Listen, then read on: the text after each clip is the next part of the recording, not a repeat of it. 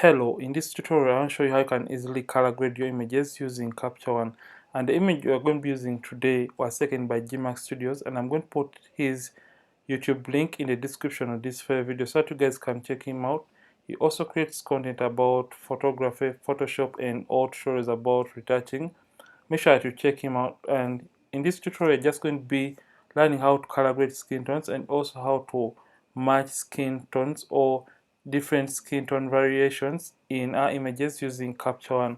So Capture One is basically like Photoshop, and you can process and color grade or adjust your images accordingly. And this, I find this a really professional kind of software that is going to transform your retouching and color grading in general. And for this case, we're just going to be color grading this very image taken by GMax Studios. So right now in the interface of Capture One, you may be wondering why my interface is looking or why my options are on the right hand side. And basically what I have or what I did was coming to window, coming to workspace, and coming to migration. So when you come to migration, you're going to be having everything on the right hand side like the way it is in the camera raw filter. So you can see this is a very nice and beautiful image. So what we want to achieve is this kind of look with uniform skin tones as opposed to the original. You can see when I try to zoom in, you can see that we have different tones on the hands and some kind of different tonal variations on her shoulder right here, and you can see this is a little bit of a different color. So just want to fix that using Capture One. So the first thing we want to do is correcting the lighting issues as regarding this very image. So just going to come right here, and before you can proceed, I just want to request you guys to hit the like button on this video so that YouTube can push and recommend this video to more people out there. So just a request that you hit the like button and not only enjoy watching, make sure that you hit the like button, and you can as well give me comments in the comment section. So just come to the dynamic range right here, and if at all you're missing any of these panels right here like I have, just right click anywhere and you can just come to add tool and you add any tool that you want to add in this kind of panel right here. So I'm going to come to dynamic range and I take the highlights down to recover the blown out details. But as I'm doing this, I have my exposure warning turned on. So I'm just going to, if at all you feel like you want to customize your toolbar, you can just right click anywhere above here and you can customize a toolbar and add any kind of icons that you want. And for this case, my exposure warning is just right here.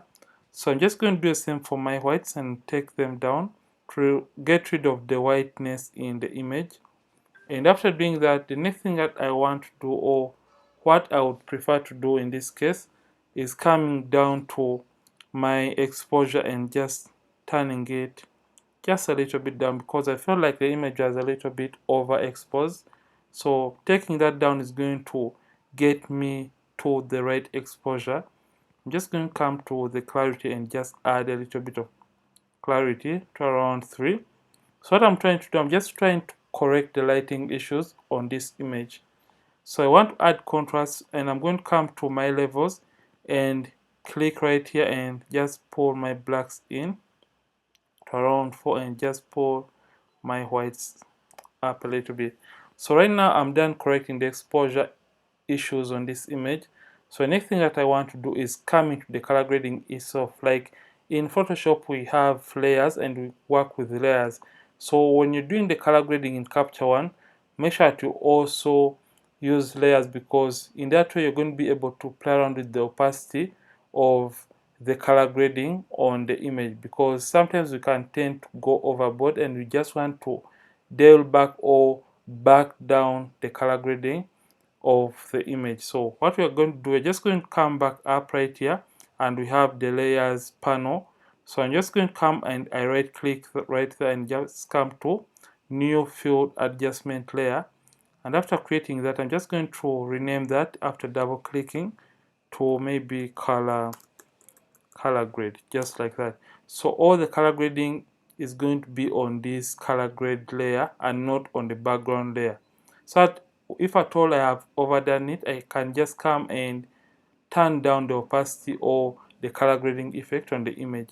So after doing that, I'm just going to scroll down to my color editor, and under color editor we have basic, advanced, and skin tone. And for this case, I'm just going to be using the basic option and the skin tone. So for this case, I'm just going first of all come to my skin tone, and with the skin tone selected, you can see it is yellow or orange in color. I'm just going to get my eyedropper tool and now come to the skin. So I have to look for a reference in the skin area that I want the rest of the skin of the model to look like. So I'm just going to come and simply click on that area. That is going to be like more of a reference color for the rest of the skin. And for this case, I'm just going to sample somewhere around here will do. And you can see that this is the targeted or the range of the target color. And in order to expand that range, I'm just going to move it all the way towards the edge, just like that, and that is fine. So in Capture, you can see the selected color range. You can see right now the area that we targeted here contains some yellows, oranges, reds, and some magentas. So what we want to do, we want to see the targeted color range. So I'm just going to come right here and I'm going to select or check the view selected color range option, and you can see it makes the rest of the colors that are not in that color range black and white. And when you turn it off, you can still get back the rest of the colors. So after doing that, we're just going to come to the uniformity slider. Remember, we just want to make sure that we have even skin tones and the skin is really uniform. So first thing we want to do is come into the uniformity slider, and we have hue, saturation, and lightness. And the very first thing I tend to do is turning up my hue just all the way. And as I'm doing that, I want you to look at this image. You can see, look at the hand and the rest of the skin as I'm moving the hue slider. You can see right now we have a way different color, but when I start moving my hue option, you can see it tends to make it a little bit more uniform. And I'm going to come the saturation and also increase or intensify on the saturation, just like that. So I'm just going to use Command minus to zoom out. You can see here we had uneven skin tone transitions or unmatching skin color, and when I turn on the before and after, you can see we're just trying to have a uniform skin color in the overall image. That is the goal for today's tutorial. I'm just going to turn off the before and after so that we can proceed. So right here we have where it says amount. So right now you can play around with the amount of the hue that you want in the image, and for this case I'm just going to take it even further, just like that. And you can see that this unifies the skin or the skin color even more. So you can see under saturation, you can either intensify on the saturation of the colors, but that is going to look a little bit awkward. So I'm just going to come to saturation and double click to reset. I'm just going to desaturate that so that I don't have an overly saturated image, just like that. And I'm going to come to my lightness and simply take it up.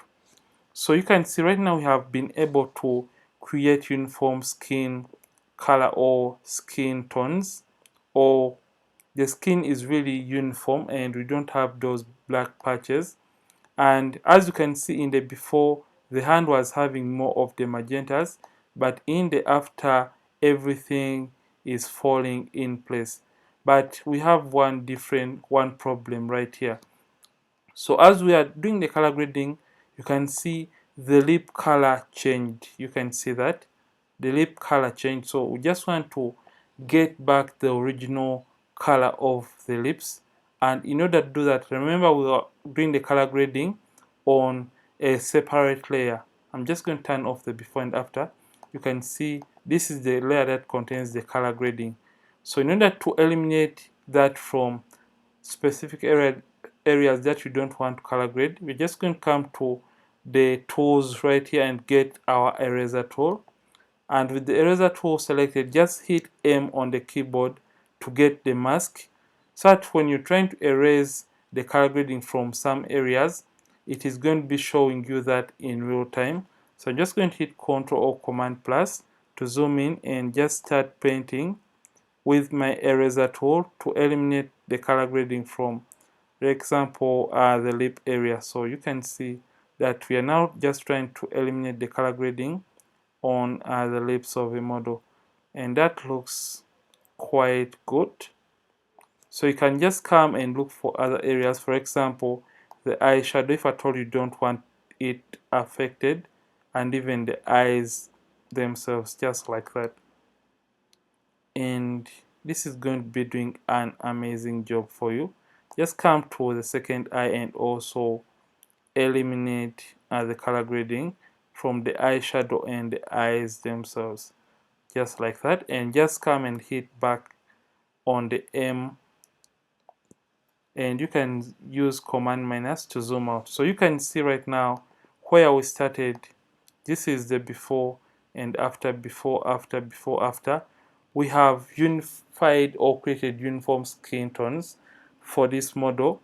And now I feel like we just want to correct one final thing in the color graded layer. I feel like we still have a little bit more of the whites and the highlights in the skin tone. So just going to come back to the dynamic range with our color grade layer selected, and just come and take down the highlights, just like that, and also take down the whites.